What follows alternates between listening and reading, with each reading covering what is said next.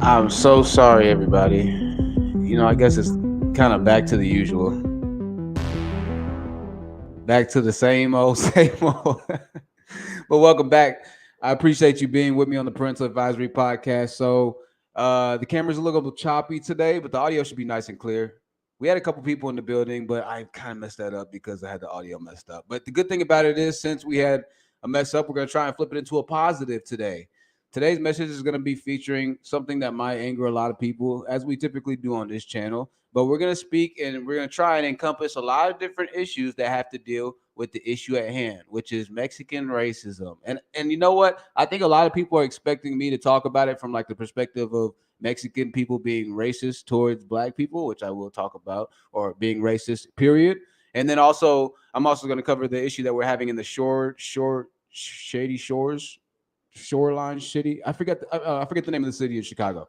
Anyways, we're gonna be talking about all that. Hey, I appreciate you, M87 the Great, being in the building today. M87 the Great, always supporting the channel, repping the channel. I appreciate Baby being here, supporting Baby Gang. I love you. Good to see my baby in here. Uh, and so yeah, this is gonna be a really interesting episode. This is gonna be a really interesting episode today. I wanted to kind of preface this with, once again, this is not to offend any type of group. If you're watching this on the replay, this is not to offend anybody. If you're watching this live, this is not to offend anybody, but it's simply to speak kind of the truth about a really particularly interesting subject and incident which happened in Chicago. Now, we've talked about Chicago a lot, and we talk about Chicago because Chicago's like, you know, I don't know. Chicago's just got kind of a really it's just got, Chicago. And in the conversations that we've had in regards to it, there hasn't been a lot of good things that's been going on in Chicago as far as the violence and yada yada yada, but we already know all of this, right? And that's what makes today's story so particularly interesting, is that reason alone. If you're looking at the screen, I believe you should be able to see what I'm seeing now, but you might not be able to. You should be able to, however. I know we're running on StreamYard. Since we're doing StreamYard, we're going to have people call in. If you want to call in and kind of give what your feelings are on this entire topic after I start talking about things for a second, then you're more than welcome to do so. I'd appreciate you calling in. So this is Shore City, Chicago. This is actually what we're talking about today. This is Jixi Yui. She's showing us around right now. It looks like it's predominantly black owned, right? Predominantly black owned. Uh, I'm not sure what the statistics are as far as everything goes, the demographics and just how the crime rates, the businesses that are open. I don't know too much about Shore City, Chicago, but I do know that they do face a lot of the issues that some of the other incidents cities in Chicago faced as well, right? They do face those same issues. But I'm showing you this because I do want to show you the positive and show you the history behind what's going on and why we're talking about the issue that we're going to be talking about, right? It looks like there's a lot of pride in this city. There's a lot of pride in this city, and I think in black communities that have a lot of pride is kind of a rare thing. We really don't have a lot of communities where there's a lot of pride going on. But we have a lot of communities where we have pride for a lot of wrong reasons, but maybe it's not pride for a lot of the rightful reasons. And there's businesses that are open here, and there's a lot of stuff that's going on right here that it can be seen as inclusively inviting if you're a black person that might be looking for a community to kind of, plug into, join into, right? You have all these different historical pictures, and we're going to fast forward through this video a little bit just to make sure that we're seeing. Look, we're in a boutique or a clothing store right now, and it looks like we're actually in a hair salon slash boutique area. It has a lot of historical roots. Her name, this lady here owns a hair salon, so she's explaining what I'd assume to be some of the roots. And I'm not going to patch in too much of the audio right now because I just wanted to kind of get through a very, very, very surface level, basic level history of Shore City, Chicago. And if you're here for the Phil Advice Show, you want to hear about why I'm talking about the African Diaspora channel and everything like that, then you're more than welcome to stick around. We will be talking about that as well here in a little bit. Shore City, Chicago. Black, white, and Mexican. Today's episode of Parental Advisory is brought to you by me. Jesus. But if you want to be a sponsor of this show, have a 30-second time slot read just like this, you can email your product and information over to me at thehonestTruthYT@gmail.com. You enjoy the show, you can leave a like on your way in. I appreciate that. It's good to see everybody here being in the building. Make sure that you're active if you're supporting this. The Black, the White, and the Latin American. About a month ago, I caught wind of a story that blew up in the media for a short time. And it's about Chicago again. The old South Shore housing migrants nearly rioted as a crowd strongly opposed the addition of migrants. This is our first video that we're going to watch right here. Partial language warning, but I don't think it's going to be anything that's too bad. I had some videos of I have some aerials of kind of the Google Maps city that's pulled up, but let's go ahead and dive right on into this. We'll open up the phone lines, we'll open up the call lines if you want to let me know what you think about this situation here in a little bit. It's been so long since I've been on StreamYards. They have different options here, so I'm like, oh shoot, which one is it? This one? Yeah, okay, it's that one. Cool. Here we go. Share audio. Did I share the audio? Does it automatically share audio now? Let me see. I'm going back. Sorry about that. My eyes are super dry, y'all. One time for the one time. I appreciate y'all and y'all's patience. Okay, it automatically shares audio now. Check this out. Get a load of what this lady had to say here. Well, everybody had to say, not just this lady. Sorry. We really established that this is a humanitarian crisis, and we're here. South Shore residents responded with resounding rejection. While this crisis may constitute an emergency for the city of Chicago, it does not constitute an emergency for the South Shore community. Incoming migrants have overwhelmed district police stations by the hundreds. It's my turn. It's my turn. Hello. But city leaders could barely eke out a word of the details about a proposed respite center at the former South Shore High School.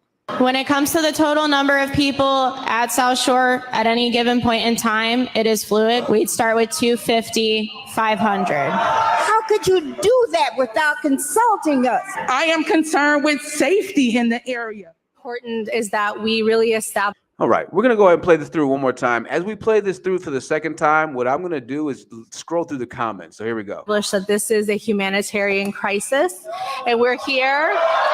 South Shore residents responded with resounding rejection. While this crisis may constitute an emergency for the city of Chicago, it does not constitute an emergency for the South Shore community. Incoming migrants have overwhelmed district police stations by the hundreds. It's my All right, so we're going to stop it right there. I'm going to read some of these comments for you. I'm going to stop sharing the screen, get back to my screen here. I'm going to read some of these comments for you, and you can chime in as I read. What say ye? Right? What say ye? What say ye? First comment that's really highly liked, and you saw a few for yourself. It's unsafe for undocumented, I guess you would say immigrants, for undocumented, because the word just kind of left off there. But for undocumented to go to Chicago, let's be for real. That place is crime ridden. It's unbelievable. But now y'all have safety concerns. Make it make sense. That's from Monica since 1991. Monica, I would assume to be is a Latina woman, right? Or a Mexican woman in this case, right? So we'll go back. Let's read another comment. Let's not open computer code here. Another comment from Simply Des 123, who appears to be a Latina woman, says, I feel bad for the immigrants who are being taken to Chicago. This would not be their choice. These people are looking to work and have a better life. I didn't mean to like the comment or heart the comment. I'm trying to come at this from an unbiased point of view to some extent. That's what she says. Banzo has angles. Says, crazy how disgraceful this is. They are people. They have gone through hell and high water to cross that damn border, and not all of them are criminals. We live in a country where shelves are stocked regardless of price is high. Can you imagine living somewhere where even if you have money, there is no food in the grocery store to buy it? It's pretty crazy. Humble yourselves. As you judge, you shall be judged. May God help those poor people. Banzo has angles, is a Latino man. Jay Brennan 160 says, but if they were a bunch of Africans, Black Lives Matter. That has 68 lives. Of course, you know that's going to be some ruckus going on in the comments there. She said, say it louder for the people in the back. They don't realize they're just being racist. SMH. And that's why we're here today, ladies and gentlemen. You see, this might be a tough pill for a lot of people to swallow, but, you know, honestly, if we're being completely honest, the video that we just saw there, the video that you just got done watching, the hatred and the animosity, you would be hard-pressed to not tell me that was some sort of rally of some sort of, you know, days past of, you know, history times past, of ancestors times past. Get this. The plan was that they were going to use an old high school to house around 250 migrants. So an extremely small number compared to the number of migrants that Texas faces as far as crossing every day that they have to, statisticize, which is 7,000 plus. I think that they said that they're doing, right? Aside from the fact that Chicago is quite fairly, to their comments and all that, war zone in areas that these citizens are residing in, we wanted to show South Shore because I wanted to keep it balanced and let you know that, yeah, you can have beauty in it as well. I get it, right?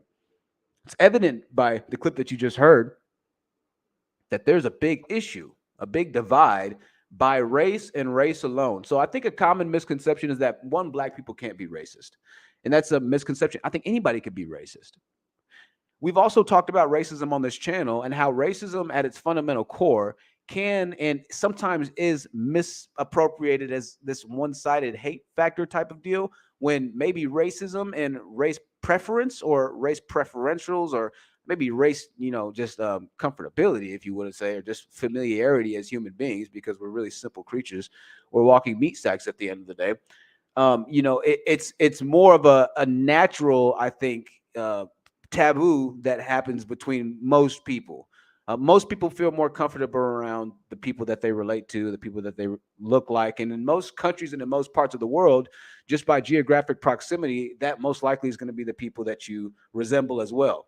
So here in the United States, we have a peculiarly interesting set of, nuances. But I think this is going on and spreading, obviously, now to different parts of the world and to different parts of the globe, where race is going to be a much more prevalent or spreading type of issue, right? I'm gonna try and change this light, see what this light looks like when I change it. It looks a little bit better like that.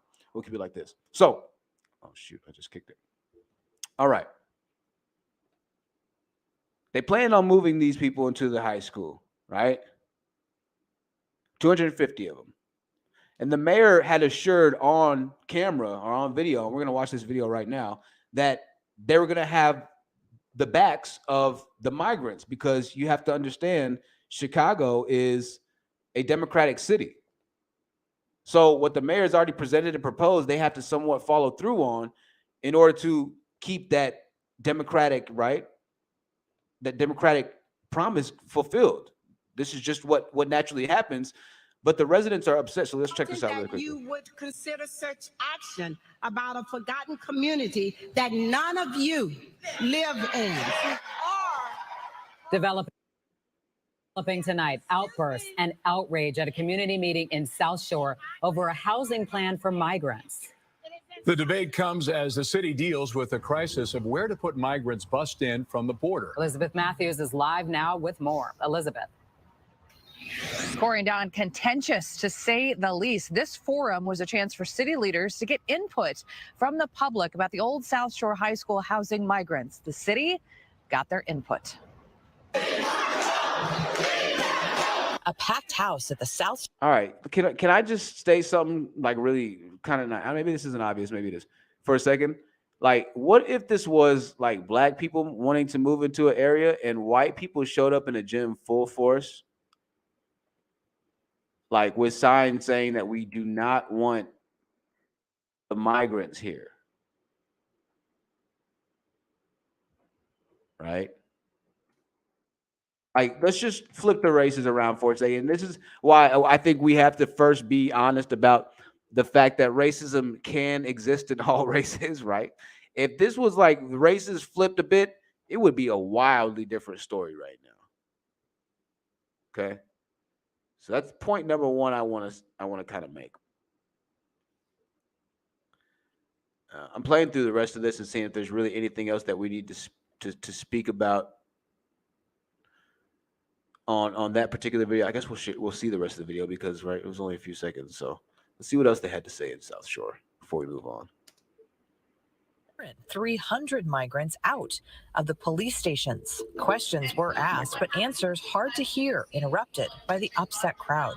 Before the meeting, a small protest of South Shore neighbors demanding the energy put into the migrant issue be put into their neighborhoods. It is a slap in the face that we as citizens of the United States of America do not have the resources and support, but you're going to bring people who are not citizens here in our community, in our buildings that we pay taxes for, that you took away from us. I want to say there's a Latino gentleman behind them as well. So That is completely unacceptable. We are in a humanitarian crisis right now. The Black people in Chicago are bleeding on the streets. Mayor-elect All right. We could keep going a bit, and then I got a lot to say. Brandon Johnson had this to say about the migrant crisis. We have a responsibility to make sure families who are seeking love and support here in the city of Chicago and throughout the state of Illinois, that they are not just welcome, but they are serviced. All right, we're gonna stop this right here, and we're gonna. I have a bit to say on that. So 250 people, right? 250 people. It's kind of where the issue stood.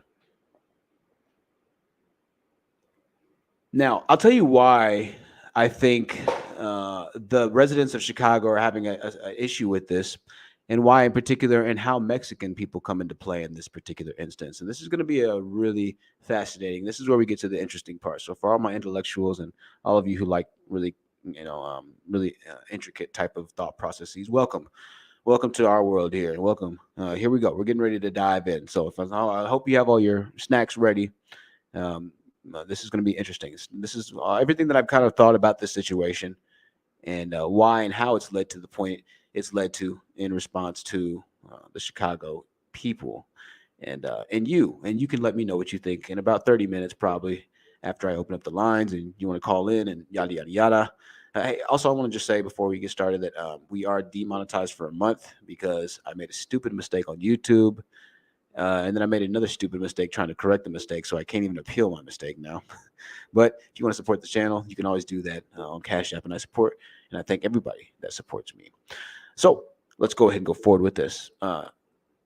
Issue number one, there are a few different issues with this idea that I think that people are having with the governor saying what he just said here. The idea would, in theory, work well to some extent. So after all, competitive markets and capitalism are a perfect blend to push national and international growth. That is, adding more people and adding different skill sets to a certain market or demographic or area or whatever it might be, a geographic region, is going to increase competition, and it's going to increase business more than likely a lot of the times, depending on and assuming that those people that are being added have some sort of skill set and some sort of trade to add to that market, right?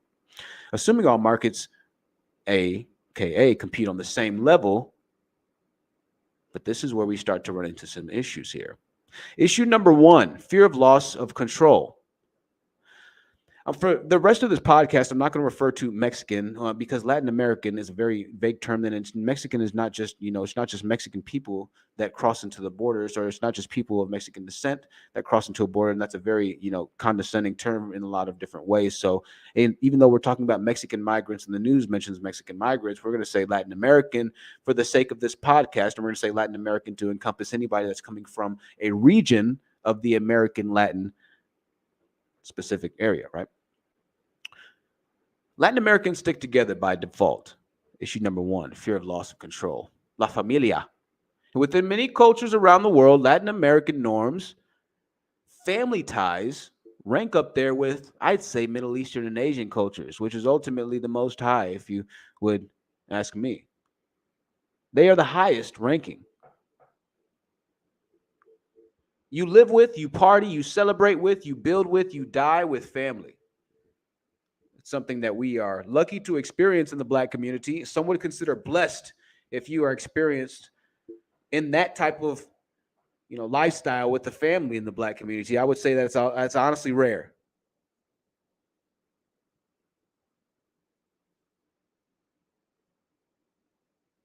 I say this because the entire Latin American populace operates as a community. You see, it's a rare for us in the Black community to have a family, but then to have that family or to have a community of families comprise an actual community, right? That's even rarer. And it looks like South Shore might have had something like that going down, right? But that's even rarer. But in the Latin American communities, it's a lot more family driven and oriented and a lot more communally driven. And let me give y'all a story really quickly. Let me just tell y'all something. Even when I play this video game I play online, Call of Duty, I'm in Texas, and so our servers oftentimes link up with a lot of servers that are in Mexico because of the way that the servers go in this video game. If you're gaming in the south or the southern regions, or if you're in Florida or California, some areas, you'll understand what I'm talking about. A lot of the times you hop on the game, it's about 50-50 now. The people that are in your party speak nothing but Spanish, right? So it's mostly and it says Mexico and like their tag names, or you can see like their geographic regions. It says like they're in Mexico. But the way that they fundamentally play the game is completely different from Americans. Don't get me started on niggas. Completely different from Americans. They have your back through and through and through. If you get shot and you go down in the video game, you can bet your bottom dollar that if your compadres are speaking Spanish, they're about to come revive you, even if that means that they're going to die too. When they move together. They communicate everything. They talk the entire game with each other. When you're talking with American teammates, you might get a conversation half the time. You might get an argument half the time, right? You might get nothing half the time, and then just get some weird, demented, twisted, psychologically off child. You know what I mean? It's just a different type of culture that we have here because everybody's fucking hating everybody. Right? So it carries online. It carries into everything that you do in every aspect of culture. And I think this is where people don't really understand nationalism, where people say like, oh, nationalism, it's just racist. No, it's not really racist. Like having people that all want to be in the same place makes living life a fucking million times easier. It's so much better and easier to have businesses operate, to start businesses when everybody's on the same accord and trying to drive towards the same destination, whether it be that American dream, yada, yada, yada. But that's neither here nor there at this point, right? In the Latin American community, there's a lot more, hey, I got your back, you got my back type of deal. And even in video games, I can see that. It's wild. Even when we're going through the buildings and you're opening up little loot boxes that have certain weapons and certain monies inside, when you're playing with Mexican teammates, they don't open all the loot boxes. They save you some of the boxes. When you're playing with American teammates, they open every single box in the house. They don't save you anything. They don't mark out any items. There's no communication. It's like you're playing with spoiled brats most of the time, but you're playing with grown adults and kids. And I know I'm using a video game to kind of reference and to draw this illusion, but I want you to understand the concept and the number one issue, which is fear of loss of control as far as Mexicans being driven or planted into a community. I'm going to show you what I'm talking about here. Planted. I want to use a very, very, very interesting picture and a metaphor here. Look at the screen right now. If you're on audio, then I'll describe the very best I can. If you're looking at the screen, you're seeing a picture of a tree.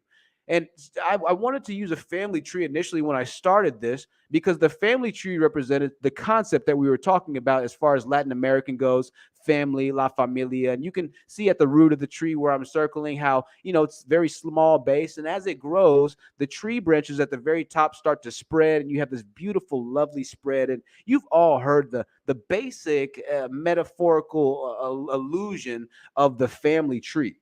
You've all seen this and you've all heard this a million times. Well, we're gonna kind of cover this, but this is the more fascinating aspect. What do I mean by the inverted family tree? This is a concept that I made up for right here. What do I mean by the inverted family tree? I'll bring it back to what I said. We're lucky to experience a family tree in the Black community, but the Latin community or the Latin American community right now operates on an inverted family tree.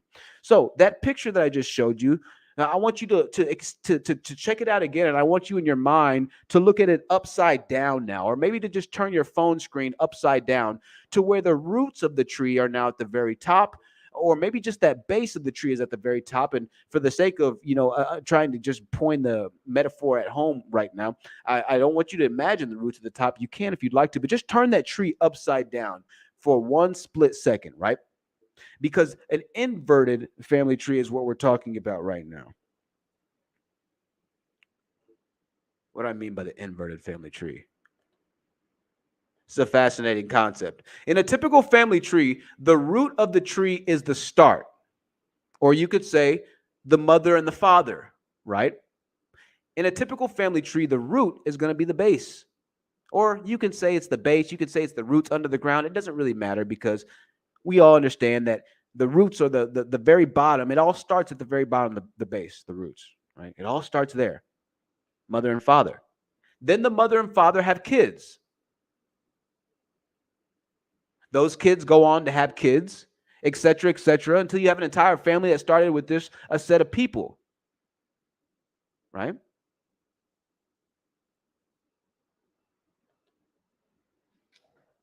Bring up that picture again for you.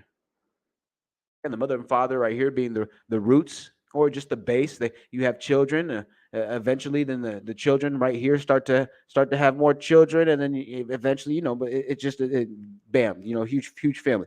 Basic concept, right?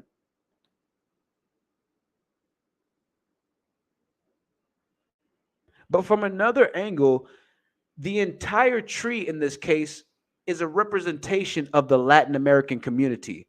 So those branches at the very top are the Latin American community as a whole, because you have to remember they operate as a family, something that we don't do in the Black community, right? So the family tree in the Latin community is the entire communal family. It's the entire community. This is why you don't see nearly as many homeless Mexicans as you do as white and blacks in LA, right? If you've been to LA, you know. I've been there. Right? It's because their community is their family, and they're always going to have a place to stay somewhere so long as they're able to keep up the communal values or keep up whatever personal currency they have and whatever they might do. Or hey, they always have a place to stay, even if it's just based out of love for what it is, which is value in the race. So their family extends far beyond from default. It's not a small root from the very beginning. Well, it is a small root from the very beginning, as a matter of fact. But it's a full-grown tree, however. So interesting concept. It's the roots don't even really matter as much in the inverted family tree, because in the inverted family tree concept, and I'm going to pull this tree up again for you. I want you to listen and understand what I mean. The roots don't even matter as much, because you have to understand that in this case, the migrants are having the roots cut out for them or from them to a certain extent, because a lot of people feel that they're being misled and they're led to Chicago. And I would say Southside Chicago is probably not the place I'd like to go to be quite frank and honest with you, or Chicago. But they're having the roots cut out from under them in this case. They're cutting those roots out, and all they have are those branches. This is why the tree's been inverted in this case, right? So the tree's upside down. Those roots had to be cut out because that tree had to be flipped over, and it had to be turned and ripped from the ground in order to move. It had to be inverted. However, the branches of the tree remain firm. The branches of the tree remain firm. Because the branches of the tree remain firm, the base of the tree is going to remain firm. Because the base of the tree remains firm, some of the roots of the tree are going to be able to make it. And as long as some of the roots of the tree are able to make it to your final destination, that tree is going to be able to make it to make it to its next life cycle and continue to grow. Also, depending on the type of tree or the type of plant that you're moving, is going to be heavily weighing on the outcome of how quickly or how able or how readily adaptable that vegetation is to its environment. Right? The inverted family tree operates in a very efficient way in the Latin community. This is why they're able to come through, and they were able to completely dominate and take control of an entire industry, irrespective of how people feel about it. I get that, it could be seen, and I want to show a video really quickly right here as well, because this video has a lot to do with some of the stuff that we're saying too. So check this out for a second. Check this out, and again, I want to show something here. This video was 11 years ago, because it bleeds into what I was just saying. 11 years ago, few Americans take immigrants' jobs in Alabama. Get a load of this. They think the work is so hard until they just turn around and they up and quit. On the farm fields of Alabama, the verdict is in. The state's tough immigration law just isn't working out.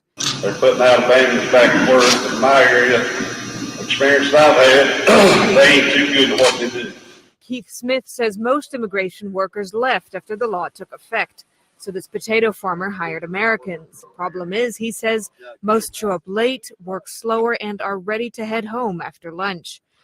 So, like I kind of talked about a second ago in my little video game issues, when you're playing with people from a different country, it's a completely different experience. And if you know anything about video games, you know that the best professional video game players are all European, or they're all Latin, or they're not American. We don't have the best video game players, period. They're not there. To be a professional video gamer, it takes a certain level of wit, sharpness, hand-eye coordination. Some would say, I don't know, dang, your psychic ability or game sense, as we call it, right? And it's very obvious when American professional teams start competing overseas that there's a huge difference. Some even quit after just one day out in the field. There's a Hispanic man that works for us, and I say, he's 52, and he'll make anywhere from $70 to $100 a day. I said, if you can keep up with him and do a good job, you can make that. But they're not physically in shape to do it, and, probably not mentally tough enough to do it, some of it.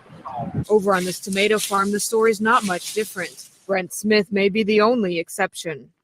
The bending over, and if you're not used to working and kneeling down and bending over and constantly up and down all day long, is the grueling part of it. It really is. I mean, other than that, it's not any harder than anything else you do with it. With a 9.9 unemployment rate, Alabama is almost 1% higher than the national average. Tomato farmers say skilled workers can make anywhere from $200 to $300 a day. But bro, $200 to $300 a day. What?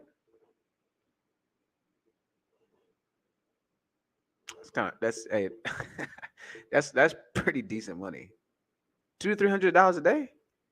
I know it's got to be hard work. I know it's hard work. $300 a day though. You get to listen to Joe Rogan. Unskilled workers make much less. And farmers say many Americans are not physically fit and simply don't work fast enough. It's just going to take body conditioning, mental conditioning, in order to earn enough money to make it worth a day's work. So check it out. I worked at Amazon, right? And y'all know I worked at Amazon. I lasted at Amazon for 8 months, almost 9 months. 70% of the people at Amazon that apply,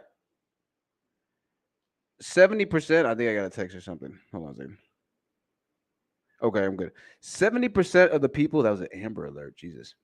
70% of the people that apply and that work at an Amazon warehouse don't make it a month. All right. They don't make it a month. I made it for 8. I'm like in the 99.9 percentile, right? I'm high up there.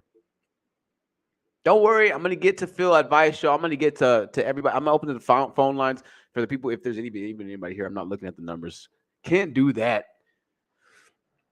I'm gonna open up the lines though. But if you're here for the Phil Advice Show, I'll talk about Phil in a second. We gotta get some things out of the way. All right. Problem number 1: the inverted family tree. We're almost done. They have their families already. They have their children, their communal beliefs. They have their morals. They have their roots of the tree dang near still intact. Even after you cut them, the only thing they have to do now is dig their roots deep into the soil or the area that they're going to be at. Let's talk about the roots for a second. Without a good set of roots, a tree will never have a chance to grow in the first place. What's also crucially important is the various amounts of elements that need growth in the first place. You need water, you need food, you need sun, you need natural geographic location that yields the perfect temperature or better temperatures or decent temperatures for your harvest or for the trees to grow or for the plants to grow. When you have a tree with solid roots, you can cut them and transport them to another location. The branches, the leaves, the stem, the bark, the roots, the other elements of the tree that have grown to form together, the tree as you know it can now function for a certain amount of time outside of the destination. But if the final destination of the location of the tree can do better without but if the final destination is a location that the tree can do even better with, given the environmental or capitalistic abilities, then the tree will start to grow even stronger than the original location that you might have damaged or severed it in when you took it to a different location. So what do I mean by that? Something that might have damaged the tree if you didn't replant it or repot it perfectly in the right area could be something that would be even better if you do repot it in a better area, where it could be more nourished, where it could do more damage, where it can become bigger and have a more longer lifespan cycle and provide more better use, whatever it might be. But the location is dependent The location matters not if the tree can't make it to begin with. And this is where we start to run into the problem with our community. Right. This is where I start to run into a problem with the Phil Advice Show. And I'm going to get to the Phil Advice Show. Let's go ahead for a second. Sidewind. Make sure you leave a like if you are watching. You haven't left a like already. This is the Parental Advisory Podcast. I would take a break right around now, but there's no need to. We're used to this. We're pros over here. Again, if you want to email me and have a show sponsorship reading or something like that, you can do that. thehonestTruthYT@gmail.com, and we can get you all taken care of. The Honest Truth YT, standing for YouTube at gmail.com. We are demonetized right now for the next 28 days. So you can donate on Cash App or PayPal. The Nightbot should have one link sometime or another. I want to thank all the mods that have been amazing. And I want to thank all my members who are having their membership on pause. I still want to recognize you for being a member, even if you can't be recognized through the tube.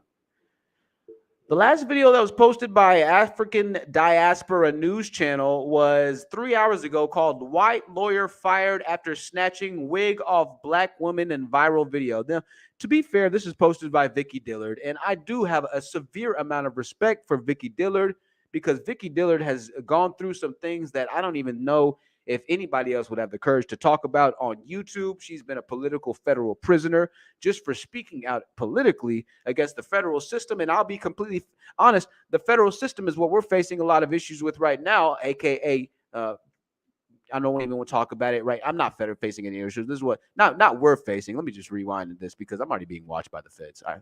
I know this. So I'm already being watched by the feds on this channel. I don't have any issues with any feds.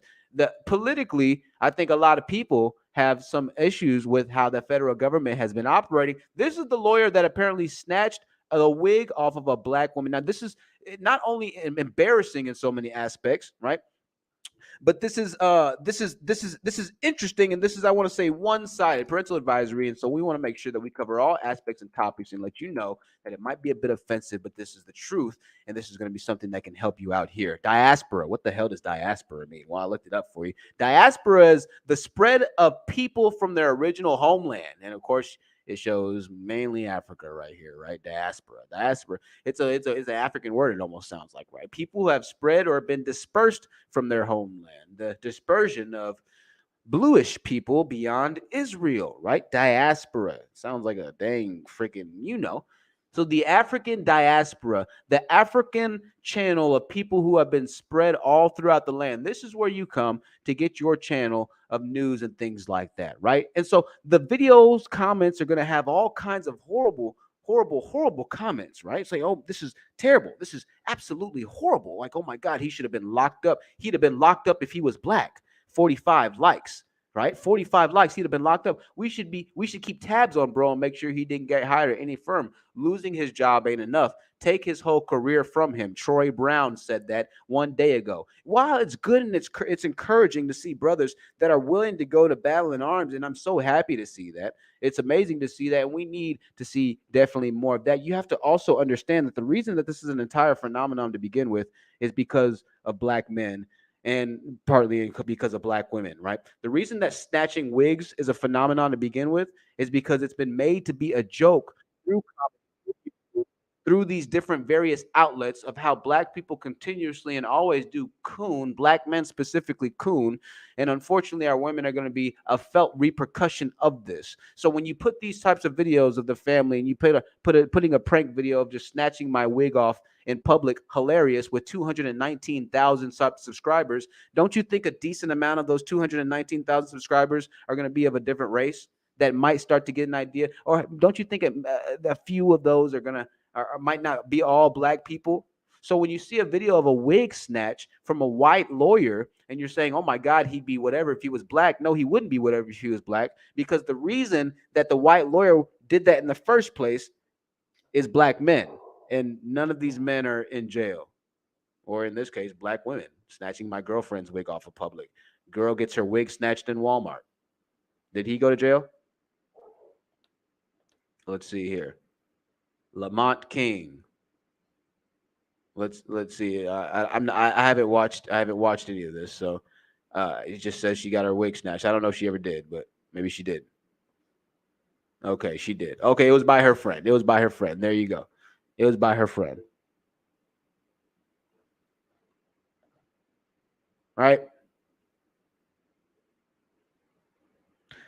But unfortunately, like we said, I think Nicole TV also was probably like one of the big people that did the wig snatching thing for a long time, and she did, you know, blow up and make a lot of money on YouTube. You know, she's made a ton of money. She's made tens of millions of dollars, right? So it's kind of one of those things where it's like, okay, well, Black life, you know, it's like, okay, I understand, right? Um, you know, but Black Lives Matters, you know.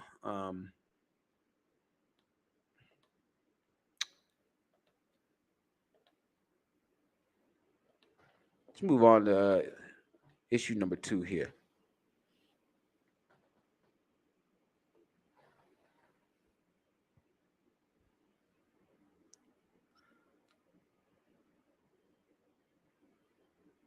Issue number 2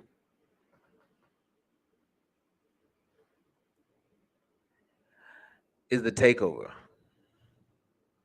and I think this is what the citizens of the Chicago are really wanting to say, but they can't admit to it because maybe it's just too painful to admit. I don't know. But a collateral effect of having a family unit is an added business benefit or personal currency, as we described on this channel. Right? The possible financial assets you could have due to your personal relations or your friends, your personal relationships, personal currency, the possible currency that could be in your pocket if you call a friend and ask for $20, or if you call a friend and ask for a job, or if you call a friend and ask for some stock options, or if you call, it just depends on what kind of friends you have that dictates your level of personal currency. They say birds of a feather flock together, right? Because of a family type of structured community unit, the personal currency in Latin American communities is higher than it is in ours. We've already explained, we've already been through all that before. So long as the cultural norms are fulfilled to some extent, personal currency flows at a higher rate inside the Latin community, which is why they're able to uproot and have the inverted tree process work so well for them. They can build a family no matter where it is because they have family no matter where they go. Right? One thing that the lady said in the video here is that she said that we're a forgotten community. And I think another big problem that we have, and that the people have, the citizens of Chicago, is that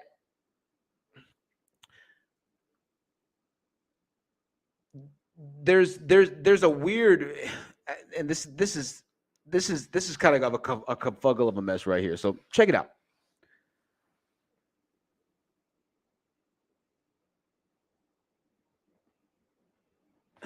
I'm trying to see if I want to read this part of the notes. It's hard to it's hard to ask, right? It's hard to ask and say, okay, we've been forgotten about in our communities. We need help in our communities. We need this, we need this, we need that.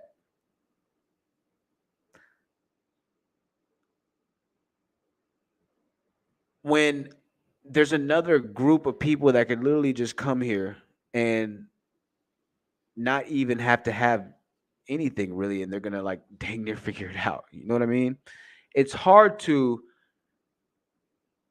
berate all races of people that surround you, whether they be white or Hispanic. Say, well, you've forgotten about us. You need to give us this if you're a white person, and we don't want Hispanic. We don't want the immigrants around us because now I get it. No, listen. I understand as an American, I get, but I think that this is coming down to, in this case, a lot of issues that aren't really being, talked about as much. And I know we saw the Latino guy back there. I know we definitely saw it, right? I know there's a lot of Latins that might feel strongly about immigration and illegal immigration. A lot of Latin Americans. I'm just speaking to the reality of the situation and of what is, right? The reality of what is happening now, what is going on now. Not what you think should be, not what you think wish it'd be. A lot of people maybe they just don't understand how politics works, or maybe I'm not sure exactly, but a lot of people should be a lot more in favor and support for this according to their political allegiance and alliance.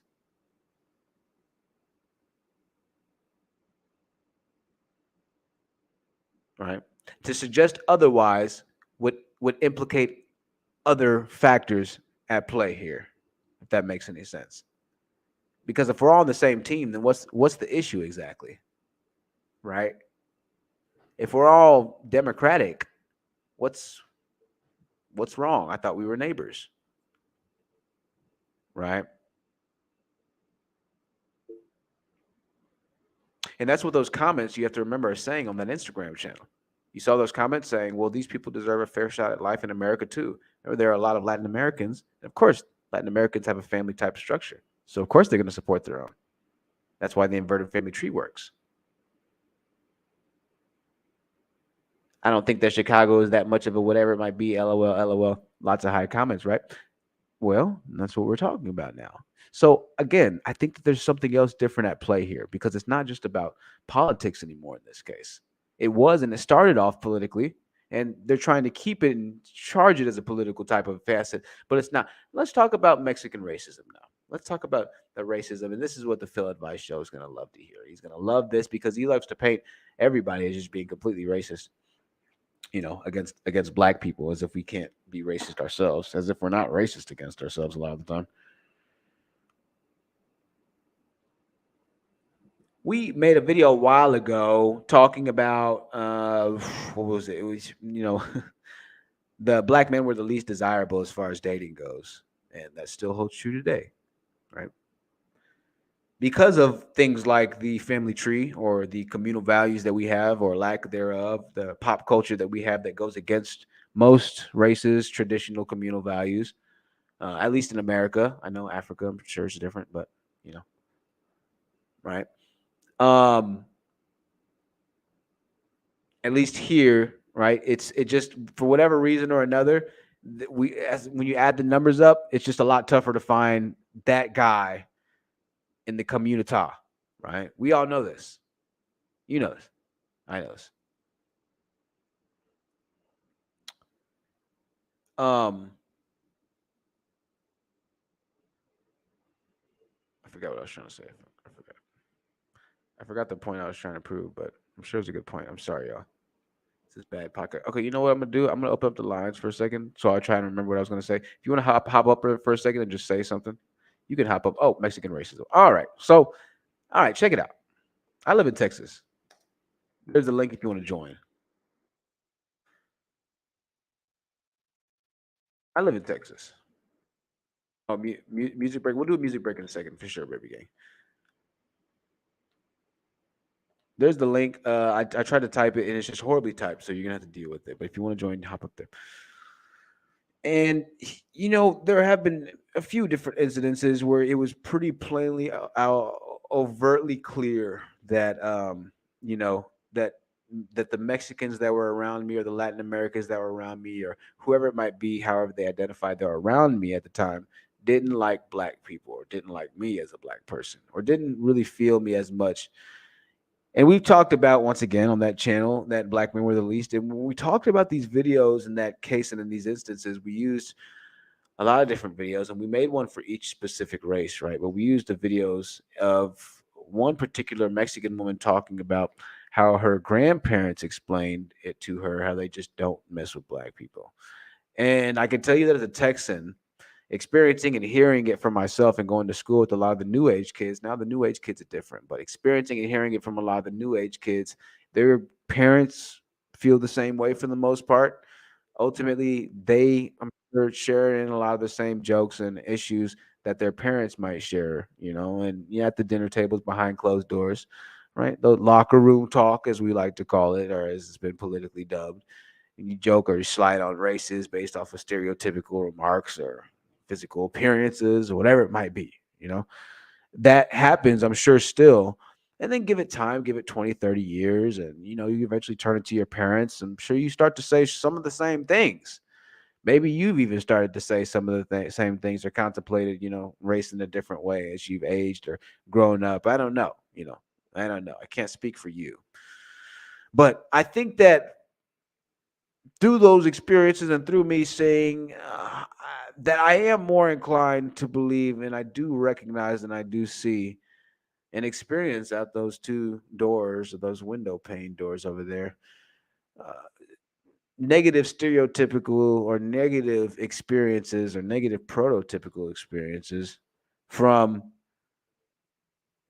people of Latin descent, depending on the area, depending on what I'm doing, right? If I'm walking into an environment, walking into a business, and there's nothing but Latin cats in there and they're all chilling, most likely it's going to be some sort of a mental type of or a communal or a racial type of, psychological confrontation right there. And it just depends on what these guys are on and where these guys are from, but definitely it's a stir, it's a straw in the mix. It's not an automatic like, oh, what's up, brother, type of deal, right? That's not there with the Mexican cats down here in Texas. A lot of the times that sometimes you do have that. Some of these guys are, street cats. Some of these guys are just really cool cats, and you don't have that type of issue. But a lot of the times in these states, in the southern states, and my girl, she's from another southern state as well, a coastal state. She faces issues, and she's faced issues, and I faced. Well, I don't want to talk about. I don't want to talk. I'm sure she had. Maybe she has it. Maybe she has it. I don't know about her. I'm talking for myself, so I don't know what she's faced. But as for me, I've faced issues in the state that she was in, right, or the state that she's from, in response to, hey, can y'all turn down? Thank you. Oh, I think it's the people outside. I think it's the people outside. Jesus. Anyways, I've faced issues of like, how do I describe it? Not prejudice, but definitely issues where the entire region is pretty much just all Latin American run, but it's like the entire city is all Latin American run. And we're talking like major cities now, right? To where it's kind of difficult to get a job because you have to remember that tree is so freaking strong that by no fault of its own, like you're not about to run through the tree, you're not about to break a branch off the tree, like you can, you're not about to budge the tree at a certain point once it gets to a certain level of like establishment. And in this particular, city, and even in Fort Worth, the north side of Fort Worth is pretty much ran all by Latin Americans. You're probably not going to get a job in north side Fort Worth. I'm going to be honest, if you're black, you're just not. I had a video of the north side to show y'all what it looked like or what it looks like. Oh, that's what I had. I had the tabs pulled up, but I closed the tabs already out. I had some tabs showed up. I pulled up to show you. Okay, I think I have a few different things here. Just so you can see, go to your screen right now with me, just so you can see what I'm looking at now. This is the north side of Fort Worth, and it's just a normal city, obviously, with the buildings. Fort Worth Aviation Museum is right here, but I want you to look at the restaurants, starting with La Familia Auto Insurance and Tax, right? Beto's Body Shop, Precision Diesel Repair, Acapulco Beach, Al Curon Upholstery, El Caballo Blanco, Mount Nebo Missionary Trails. That's black right there. That's what's up. El Rancho Supermercado, Long Bazaar, Elotes Fanny, right? Paleta Mia Ice Cream, Tacos Los Mamones, Phil's Muffler Shop. We can just kind of keep scrolling up. This is North Main Street. North Main Street. You have Taqueria El Tapadurango, Stockyard Tires and Wheels. What else we got?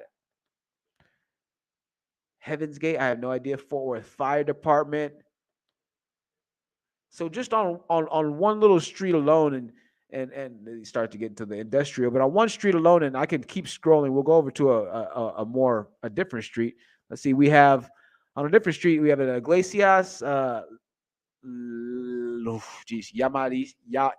Yamalicious Peleteria.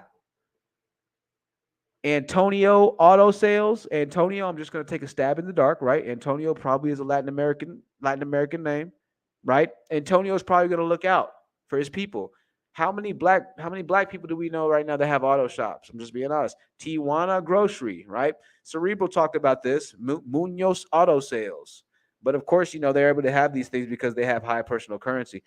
So I think that a lot of times, once again, dealing with, and if I go to the north side, they might not be overtly racist and be like trying to hurt me, but I'm definitely not going to be able to build inside of their communities and inside of their neighborhoods, in the way that I would be able to build amongst my own people. Does that make them racist? Well, maybe it does to a certain extent. I don't know. But I do know that the north side looks, a lot better than the south side and the east side, which is where my father's from. And it does a lot better than the south side and the east side, right?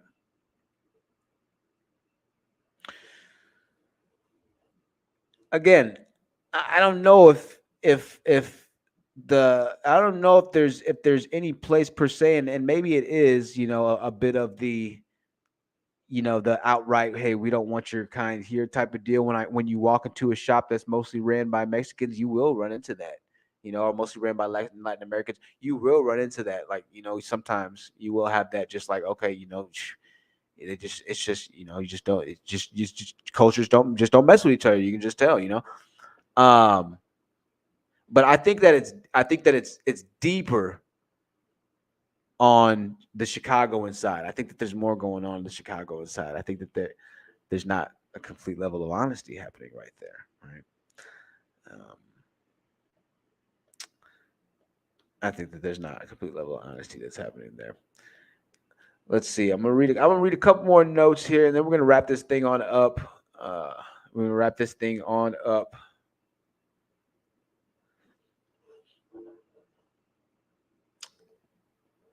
I think all parties can be racist. Everybody can be racist. It's clear that black people can be racist, and they don't want Latin people there with them, right?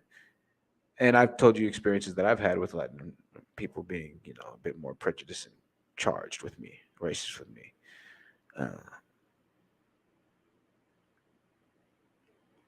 But again, the overall and the overarching answer, and the thing that the Phil Advice Show and a lot of these Hotep channels really can't seem to get right, is that it doesn't matter how much another group of people doesn't like you. If your own group of people like you, it'll cancel that out, right? That seems to be the nail that, for whatever reason or another, is just impossible to drive through the board. Right? And I don't know why. I don't know how it just doesn't click. It just doesn't, though. It just doesn't. I think there's more money in driving. There's more money in selling the shovels to the gold miners than there is like actual gold in this case. With something like the Phil Advice Show, I listened to him just talk about all these instances, and it's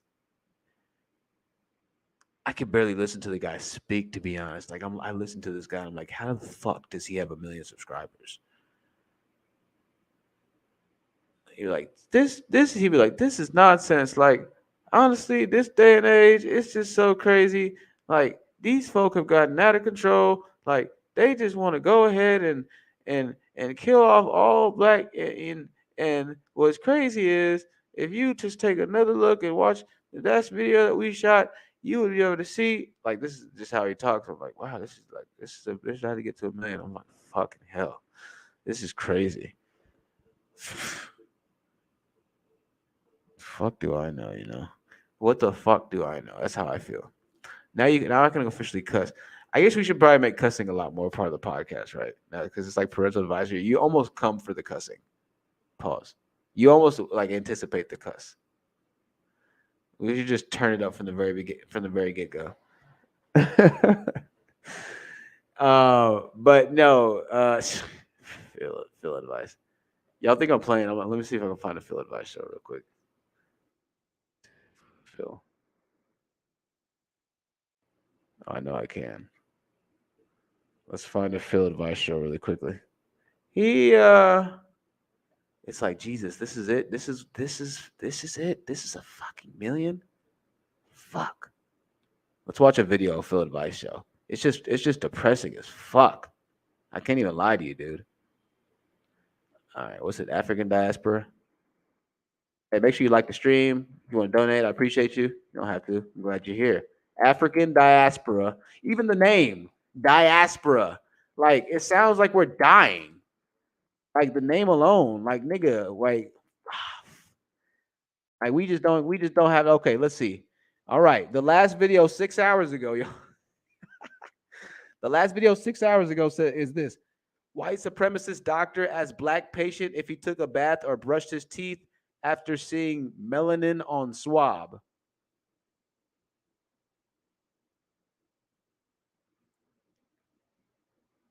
I don't even know. Let's just watch. Let's just give it a shot. All right, let me share the thing so we have audio here. Christ almighty.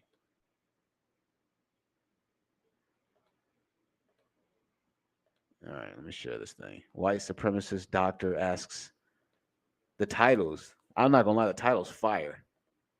I don't even understand it. It's like it's English, but I don't even understand what he's saying. You know, which is extremely one of the most dangerous racism, in my opinion, is medical racism. And unfortunately, in America, black people are going to encounter that. Unfortunately, as we really make an effort to find black doctors.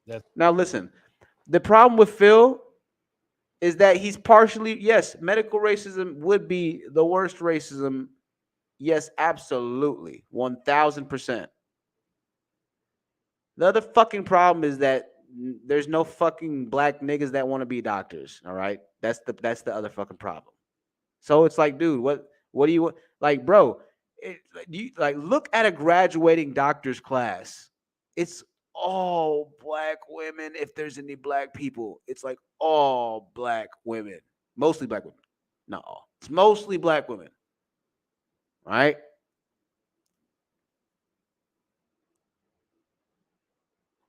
Let me just continue this for a second. We got Higher Thinking in the building. Higher Thinking. It's good to see you, Higher Thinking. What's happening, brother? Man, not much, man. I'm gonna bring you in right now in a few seconds, but I want to just thank you for hopping on the panel, bro. I appreciate you, man. For sure, brother. For sure, man. Go ahead, get it crack with Philip Scott. I like Philip Scott. You don't like Philip Scott though? Man, this is the problem. You know, let's go ahead and get it in. This is the problem with Phil. All right, and I'm gonna keep the video going for a second as we kind of go through. I think you're frozen a second. Okay, you're good, bro. You good? No, you're fine, bro. My apologies. It looks dope, man. It looks fresh.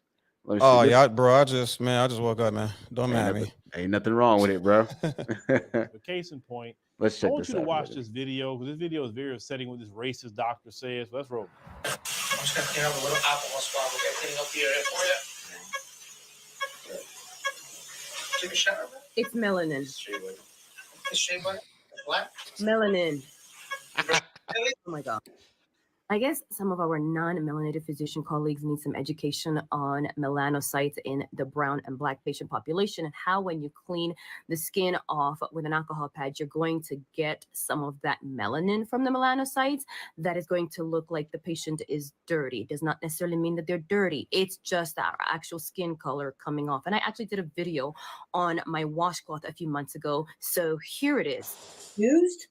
All right, so we're gonna stop this here. I'm gonna say this, that Philip Scott is absolutely 100% right in this case. If this doctor truly asked this kid if he brushed his teeth at least, that's wild, right? That's wild, right?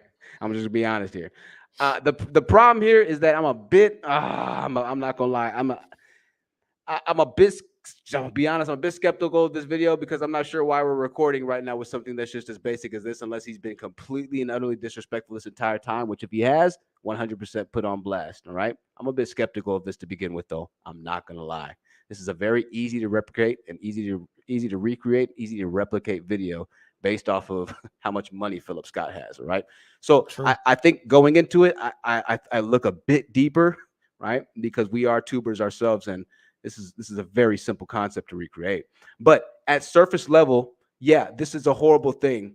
But it's kind of the Sean King effect. And we're going to play another video. But before we do, I want to play a little bit of what Philip Scott has to say. This sister, calling this out, and rightfully so. 1 second. And you would think these people would know some of this stuff, right? But yet they don't know. They don't really teach the doctors much more than what they have to teach them. They don't even try to test their medication based on different groups of people, because different groups of people. Now, at this point, this is classic Phil. You're not going to get much at this point, right? Just a bit of kind of loose, loose mush mouth type of conversation, and there's not a lot of nuance. Not a lot of nuance, right? Pretty much the same thing then and there. Yeah, a few issues. Again, if it's just, I have a hard time believing a doctor would straight up just say, "Did you brush your teeth at least?" Maybe he did. It does sound like something he could possibly say. But I don't know if a doctor would say that on camera, knowing that he's on camera. I don't know. I think that he'd be a bit smarter than that. Who knows? Because crazier things have been caught on camera for sure, as I've seen. But most of the time they're caught in secret, and when they're not known that they're being recorded. So I don't know. I don't know about that one. But again, at face value, he's doing a great job. Past that, the problem is he's simply doing nothing but talking about the problem. And talking about the problem is great and all, but most people know what the problem is, as it's been the problem for the past 500 years now. Oh, yep. What are your thoughts? Are you a fan of Phil for the most part, or what are your thoughts on Mexican racism to begin with? Is it a real thing in your life? One question at a time. Honest truth. Well, I'm giving you first and foremost, calm the fuck down. All right. This is why I don't fuck with niggas. All right, because I don't fuck with niggas like you. You think you're fly. You think you're something. All right. You can take that shit and you can shove it right up your ass, homie. All right. I'm just being honest with you, bro. All right. I appreciate it. Don't fuck with me, bro. I appreciate it, my brother. I appreciate you too, bro. Keep that shit straight with me, homie. So let's start with the first about Philip Scott, man. I do appreciate some perspective he brings towards this conversation that has been going on for, as you said, 500 years. It's exactly as bad as you made it sound. The fact that we've been talking and there's been some efforts being made in some places, but ultimately we're still pretty much locked in the same position. We've been stuck. We've been in since we landed on Plymouth Rock, or since Plymouth Rock has landed on us. So, but it's nice that people are continuing the conversations. But after a certain amount of time, shit's gonna have to start being done. And I did hear that it was not just the fact that he married, he's not married to a black woman, but he doesn't even live in America. You know what I'm saying? So there is a level of hypocrisy going on with Philip Scott, but at the same time, we gotta I still appreciate the perspective that he brings, especially when it comes to politics. Wild. That's wild. And this is exactly why I used Philip Scott in this Chicago incident, right? Yeah. Because the parallelism. I'm from Chicago, by the way. Okay. Is he from Chicago too? Isn't he from Chicago too? I don't know. I don't have no idea. Probably. Okay. Just going off of the way he talks, he's probably maybe somewhere from the South somewhere. You know what I'm saying? Okay. Yeah. Well, South Shore or that area, is that South Side Chicago, or is it what's the deal South with that? Shore? Yeah, South Shore. Yeah. So it gets busy. Define busy. What do you mean by that? Well, what's the general area? Is it generally peaceful? Is it like South Side Chirac? Or what's the deal? Because I know it's predominantly black and black owned. It looks like, right? After like a certain point, when you get into it's like the closer you get to the city without actually being downtown, the more dangerous it is. You know what I'm saying? Right. But there's just been, I would say that there was a lot of false promises to the black people of Chicago. Like the black people in Chicago pay the taxes, but the taxes are not reaching our towns. Likely because these places just aren't profitable. Like the money stay, we all pay the same taxes. All the taxes go to downtown, and it's like they keep the money downtown, or they allocate it in other ways that just doesn't benefit the black people. My opinion. So what? Okay, in your opinion, since you are a Chicago native, you don't have to necessarily. You could say I don't have much of an opinion on this, but do you have an opinion on this issue yourself? Are you talking about the whole immigrant thing? Right, migrants. What people seem incredibly perturbed for the issues that Chicago faces, in my opinion. Right, for over the 250 migrants. That's why I talked about, and I'm asking, like, is South Shore like some kind of really like spectacularly amazing area, and I was looking at Uh, videos, and I was like, "What's going on in I'm South not. Shore?" I'm never around there to be honest. Right. But from the look of things, come on now. So It that's why don't seem to be that. that's why I ask you. Do you think it's something deeper going on right now? Like how? Oh, deeper. Right, right. And that's why. What do you think? There's something deeper possibly going on there? Well, I mean, how deep you want to go? I mean, we have a mayor. We have a mayor right now, Brandon Johnson. Have you read anything about him at all?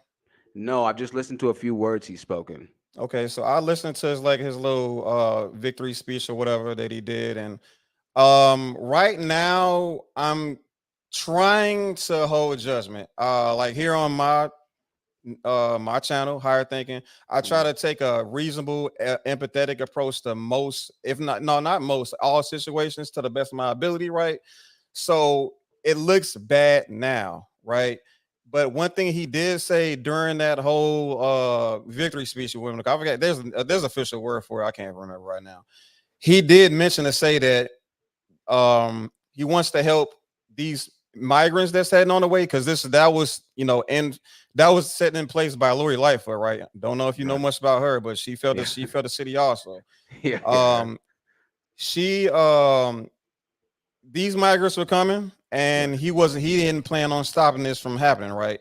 Right. So what he said was, he wants to help these migrants out, but he will also help the natives out. He says he has plans for the south side, he has plans for the west side, and the south and west parts of Chicago have been largely neglected by the city for a very, very, very long time. So to answer your question, is there something deeper going on? It's really hard to tell. I would like to believe Brandon Johnson, but at the same time, with the Democrats, how long they've been failing the black community, you can't be surprised if he's just pocketing a lot of this stuff. If he's pocketing money that's being circulated in Chicago right now. I mean, it wouldn't surprise me, but I'm trying to hold on to faith just one more time again. Right. I mean, I guess the only solution in this case would be to vote, right, and then to vote against the traditional party, which would good luck completely shake a lot of stuff. I mean, is that even possible to happen? So the issue is here you have a crisis that seems like it's non-ending right now at this particular moment in time, right? It seems like this is the agenda, or this is the norm, and how they want to operate with things, right? So unless the voting changes, which it might, who knows? Unless the voting changes, then not much else is going to change right now. But what this thing showed me, or what I thought, or what I got from this for a second was, and why I partially titled this the way I did, I knew it was going to shake a few people, was the race element to it, right? The natural race element to it. And I just want people to really be honest, and I think that it's tough, and it's a tough conversation to have, and I try to be honest about it myself, but it's a tough conversation to have when, it looks like, and I'll be quite fair and honest with you. What would you think if it was a gymnasium full of white people, and, it was African migrants that were trying to move to, African migrants, as in from Africa, right? Well, yeah. Okay. Yes, if they're moving, to some random, I don't know, town that was mostly inhabited by white people. The white people were like, no, we don't want the migrants here, like, type of deal. What would that be a different scenario in your opinion, or would that be the same? Let's just like clarify the question a bit. What were you exactly you're asking? If white people were in this gymnasium instead of migrants or Mexican folks, Latinos, is what you want to? Well, black people were in the gymnasium. We might play the video again. Giving their opinion. Did you get to see that video? I've seen that. Okay. I've seen a lot of that already, so you don't really have to play it again. Rest assured. Okay. Well, black people were in the gymnasium or in some auditorium, and they were giving their spiel. They could speak to the political arrangers at that time and saying, hey, we don't like this, and they were mostly, people who look like they were black to me. It was, of course, for the most part, in conjunction with our race. So I would say if that was switched and it was white people, and then it was, that were filling the gym saying, hey, we don't want the migrants, and the migrants happened to be Black Africans instead of They'd have been and called Mexicans? they'd have been called N-words, Well, not Nazis. okay. Well, there you go, right? And Yeah. and it would have been seen as a very, very, very bad racial connotation and it'd been a very bad racial incident. So I think that's kind of what I saw, but it wasn't necessarily flipped in that way. And I was like, oh, that's a bit interesting. That's a bit, not concerning, but it's like, wow, I didn't know that was the pulse of the Chicagoans up there. Maybe is that the pulse of how a lot of people, a lot of us feel? I don't know. How is our relations with the Latin Americans? That was an interesting perspective. But no, I wanted to have a couple people on here, just to talk loosely about it. And and I have one other person in the back. Alexander, give me 1 second, Alexander. I just have a few more questions for Higher Thinking here. Higher Thinking, on your channel, do you talk mostly political, or do you just talk of social norms or dating, or what do you got going on? I did want to add a couple more things about the question you posed. Sure. But if you want to move on to this question, No. Go ahead, HT. So regarding the people in the auditorium, I want to, because you posed the question of had they been Caucasian, right? Right. How is that different from what we saw, right? Black people, because like if we would have been white people, we'd have called them racist, right? Right. We'd have had negative words to attribute to those people with those types of judgments. And then you pose the question of what's the relationship between FBA, ADOS, right, and these immigrants. I would like to say it's relatively okay. Usually, granted, they're in the same area when they grew up together. I have Mexican friends. I mean, I can pull up a picture of me literally being in this guy's one of his best men. You know what I mean? All throughout my life, I had like very close Latino friends. However, as a group, that's kind of a different story, as a matter of fact, on that same, I'm not going to try to hold your time up forever. No, you're fine. No, I appreciate that. Go ahead, man. So one thing I want to mention was also on that same channel, that African Diaspora channel, there was another video that highlighted a young gentleman from, I believe he was in Texas. He was definitely from Texas also. I don't know what all you know about what's been, because I know you're from Detroit originally, right? Michigan, maybe? I lived in Michigan. Yeah, I was raised in Michigan. I'm originally from Texas, but yeah, I lived in Saginaw. So there's a large construction movement down there, as there is everywhere else in America, and Black people were a big part of that movement. But then all of a sudden, migrants start coming to town, right? And they were being employed by the I don't want to sound like Dr. Umar Johnson, anything like that, but the white power structure. They were employed by these people that held high positions, and you know where that leads to. Right. These people that were essentially being paid $10 a week or something like that, all of a sudden they are getting paid $200 a week. You know what I mean? Whereas the Black people that worked there knew their worth, right? The Black people didn't want to work for chump change. We knew how much that job was worth. But when these people came in, they put the Black people to the side. This comes from the words of that gentleman. They put the Black people to the side, right? And then they let the Latino, the migrants come through and work and do the jobs that normally is up here in price, but they were being paid down here in price. So what was going on with the rest of the money? The people that were employing these gentlemen were pocketing it, right? Right. And so now we have a systemic problem that's been set in place that's literally, for lack of a better term, sitting on people that look like you and me, right? And we are made to look less than these people when it's just really a systemic issue that we don't want to partake in to begin with. So it's like, on one hand, we can say, okay, well, why don't they just work the jobs anyway and just deal with the lesser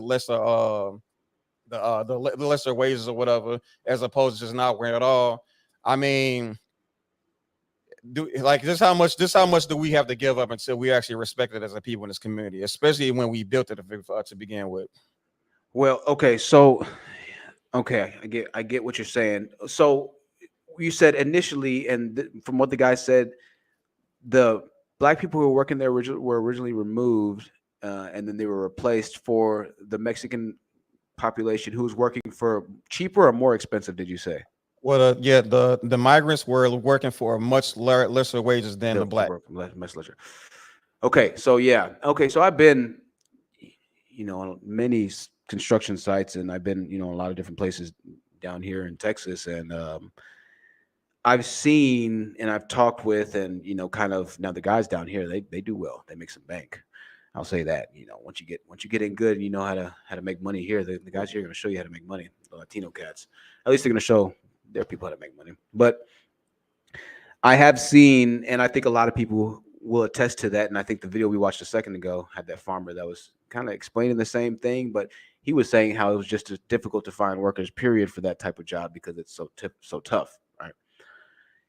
And he was kind of alluding to, and I know that you spoke about it, you're speaking about it from a case of, well, these people already had jobs and they were removed from their jobs. So it was it was one element to be forcibly removed from your job. But I know I'm comparing apples to dragon fruit with another element to maybe not wanting to take the job to begin with, right? But I'll try and link these two bridges for a bit, if possible.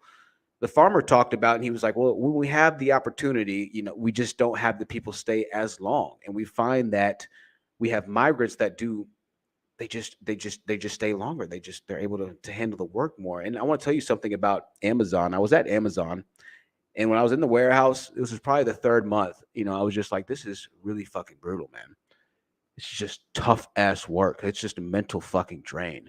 And I noticed that the people who had stayed the longest around me were all migrants. All the managers are migrants. Actually, in the Amazon warehouse, at the very middle of the warehouse it's a big wreath of all the world flags, right? Of every single flag. And I guess that's, just a representation of all the races that work there. But I started noticing, I said, all of these motherfuckers are migrants. A lot of African ones too. I said, everybody that's been here is from another country. So the reason that I was at Amazon was because I needed a job pretty quickly. Yeah. Right. I needed something quick. Amazon's always hiring, and they're always going to pay if you're willing and if you can put that work in. And it's brutal work. Not many people can do it, but I was able to sustain, and I was able to build this channel up through Amazon for a certain amount of time, buying all my from the little paycheck I had and the small donations I had. I was able to jig, and we did a couple of things in it, and things. Congratulations. Nice. I appreciate it, bro. I said that to say that $17 at Amazon, I wasn't going to find that nowhere else without having a college degree. You know what I mean? Like Amazon was it. That was it, bro. And there was no other choice or option I had. You kind of get what I'm saying? I think that the problem with us is that we're kind of at that it spot, right? It's like, fuck. This is getting a little real. Yeah, absolutely. Okay. The fuck? Okay. See people drop off. Motherfuckers didn't make it a month. 7% of y'all don't make a month. Niggas going to jail. Got this bill to pay. She's tripping. Motherfuckers. People are after me. White man. It's like, shoot. We're at that facility. But motherfuckers are still quitting Amazon. Mm-hmm. I know I changed my screen. People are still quitting Amazon. At some point or another, I know it's messed up. What's gonna happen to you is you're gonna have a short person that you can't speak the language better than is gonna walk up to you with a tower and a computer. These people don't do nothing for the entire shift. You've been standing up for the past 11 hours. You got 4 to go. 11 hours. You got like 1 to go. Actually, it's 12-hour shift. You can do a 14 if you want, but you got 1 to go. You've been you've been up for 9 hours. You got 3 to go. Right? They walk up to you, Mr. Wilson, No, they don't even say that. They don't give you that shit. They do what they do. They say, "Hey, can I see your badge?" And they don't. You're lucky if they ask you. They say, "Hey, you have your badge?" You not even a hi, no nothing, right? Yeah. Here comes this motherfucker. I'm getting somewhere. Here comes this motherfucker. Knowing I've been working, bro. Knowing that I need this motherfucking job. What the fuck you got to say to me now? Can we see your badge? Here you go. So we noticed that on hour 10, it looks like you slowed down a little bit. And that's right. Our rate is 320. And so make a couple more mistakes in Bezos's warehouse. Make a couple more mistakes in Bezos's palace. It don't matter how hard you've been working. Once that rate goes up, you don't keep that rate up. Yeah, that's his grass. Yeah. Yeah, that's his grass. Right? Yeah. It's up to you before that shit happens to understand that Amazon most likely ain't gonna be the promised land that's gonna get me to where I'm trying to get to. Sure. It's not. It's Absolutely. a limited time. This is a limited time offer, and the money is decent while it's low. But now I know what time it is. I've been knowing what time it is. It's been 400 years of knowing what time it is. When the fuck are we gonna stop asking what fucking time it is? Philip Scott. That's my problem with the Phil Advice Show. Very true. Yeah. Oh, I don't mean. Am I cutting you off right now? No, you're good. I'll let you give your final points, and we're gonna wrap it up. But I appreciate. Okay, for sure. I'll just say this, and then I'll just answer your other question you had about my channel, which I do appreciate. Sure. So everything you're saying, I mean, this is more or less the mantra of like the good old capitalists of America. You know what I mean? The fact that this person's work is willing to work more for less is essentially a great. I mean, it's a dream come true for most for all capitalists at that. Yep. But that just goes to, I mean, I don't know how deep you are into this whole socialism conversation and stuff like that, but this is the thing. Here, and I want to spread off a topic before you go, and make it quick. Here's the thing: we have to understand that the principle of nepotism exists differently in these systems as well. Oh yeah, actually, right. So nepotism inside of the Latin American community, right? Very true. People get it. So it's different. They're able to take the dollars, maybe that we receive equally or unequally. I don't know. I'm not here to say that the man's not giving us the same amount or whatever it might be, but how they disperse the dollars is different. Go ahead. Yeah. Oh yeah. We'll talk. Maybe next time I'll say more about that. But yeah. So just kind of streamlined version. I'm sure you know how group economics work, correct? Right. You know a little bit about maybe Dr. Claude Anderson's work a little bit, how we supposed to make money within the community and then have it bounce 8 to 12 times within the community before it leaves the community. Right. Whatever. Okay. Right. The thing is, when we allow these people, these capitalists, to hire these people to work for less and work more for less, what that's doing is fucking up the economy, right? Because they're taking their money, even though it's a lot less, they're taking that money, eating, which is fine, that's completely okay, but they're sending a lot of that money back home, right? They're sending that money back to Mexico, and I don't have a real problem with that. They're doing what they're supposed to do as a group, right? Absolutely. But at the same time, you have to realize that with black people standing up in that auditorium or whatever, wherever the hell that was, pleading the case for their people, they're doing what they're supposed to do as a group. It's not about anything being racist. This is about survival, especially when it comes to black people. You and I both know that black people own less than maybe, I think it's around 4% by now, 4% wealth in America right now. White people own 90% of wealth in America right now, right? So there's a big difference between white racism and black racism. Yes, black people can be racist, but is it gonna affect anybody to the on an equivalent playing field as a white person? Not even close. Yeah, I have to I take that and accept that, man. Higher thinking. I appreciate those Oh, final words, one bro. real quick, just about my channel. Oh My no, you're channel fine, is man. just all we do is just empathy. We talk about empathetic things, and Mm-hmm. right now we've been talking a lot about Dr. Claude Anderson. If you want to learn more about Dr. Claude Anderson from my take, then that's great. We can talking about this whole trans stuff, and I got a lot to say about that. But I appreciate you. I appreciate your time, brother. This has been M87. It's finally good to meet you for the first time. M87. I'm sorry, cussed you out, man. No, it's all good, brother. I've been M87, rolling with bro. Why didn't the you punches tell for a me long time, man. M87? Uh-huh. Ah, Yeah, that feels so bad, all bro. this is because of you, bro. You helped me out a whole lot, man. So the camera, all this shit, yeah, man. You got me right, my dude. So just like you, I buy all this shit with my 9 to 5. You feel me? Hey, M87, I appreciate you, bro. Yeah, man. I'm trying to be more. Hey, cussing me. That's all Hey, good, man. I'm trying to be more honest. I'm trying to tell people, like, and push my emotional control. I have anger issues, I really do, man. And I know for a long time people were like, oh, Truth, you're just, you're wonderful. It's like, no, I'm just trying to be more. That's why I named this parental advisory, bro. I'm trying to actually be more honest with myself and be like, you know what? Let me be more true, but then I also have a brand that I can be more true about myself with, but in the process really start to rebuild into a better person, bro. But yeah, I'm man, you can kind of see the wave over here for a second, bro. I'm like water, man. I appreciate just been with the fucking, you know what I'm saying? I'm all cool, man. You can just take your anger out on me.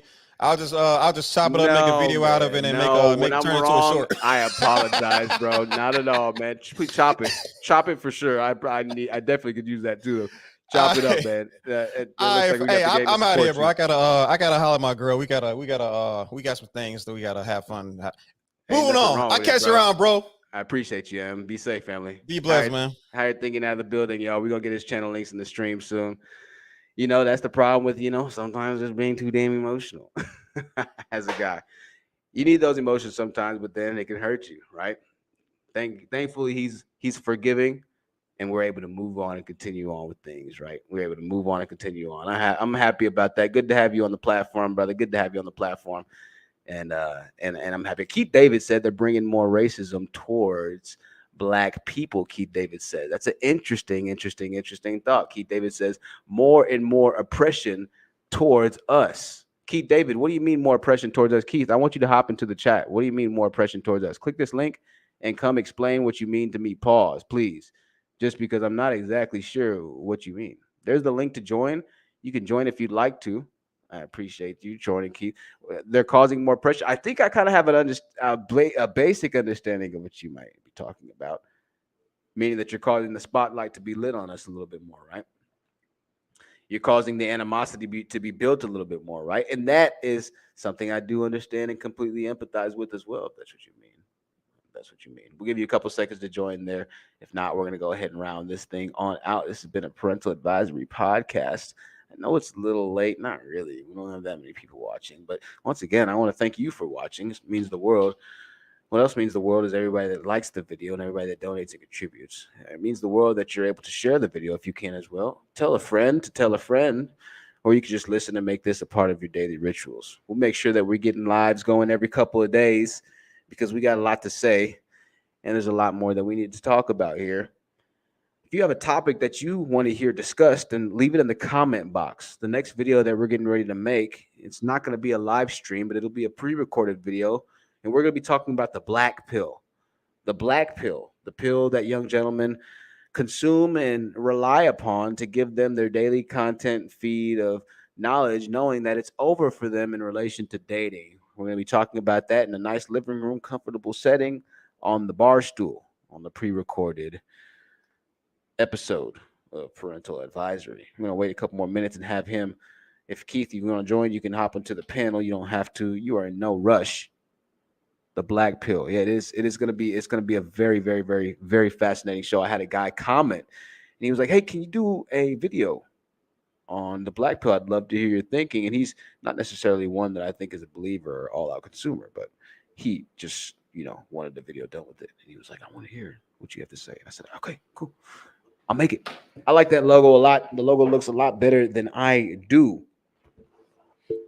Might just have the audio only going forward from here on out until we can get a new video camera. M87's camera looks nice because it's a little smoother, but I think he's phone. Shout out to M again for coming through.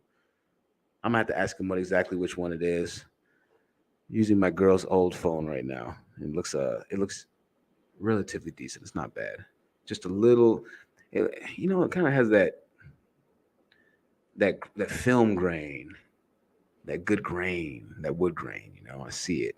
You see that choppiness, that kind of movie chop? Not really. Y'all, anyways, I'm gonna get the heck up out of here. I appreciate y'all for joining. Alex, I see you, Alex. We'll get you up next time, Alex. All right. We'll get you up next time. We're gonna round this thing on out tonight, Alex. This has been a THT production, man. Y'all be safe. Parental advisory. I'll see you in a couple of days. Until then, good night. Batty Gal, thank you for joining. Keith, thank you for joining. Alexander, thank you for joining. Alpha Omega, thank you for joining. M87, thank you for joining. I'll see y'all in a little bit.